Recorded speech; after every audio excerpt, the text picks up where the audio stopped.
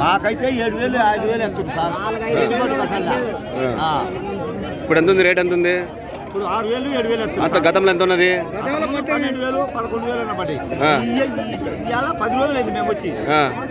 7,000 8,000 12,000 అంటారు, 10,000 కాడికి వస్తారు, 10,000 అంటారు, 8,000 కాడికి వస్తారు, 7,000 వచ్చింది. 8,000 అవుతుంది.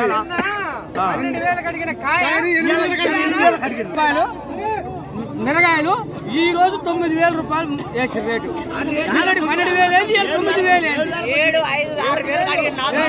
కాలుగాయ 4,500 5,000 అంటే మీరేం కోరుకుంటున్నారు? మాకేం లేదు,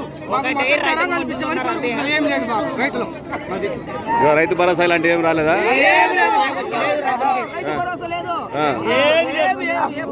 గవర్నమెంట్ ఏం చేయలేదు మీకు?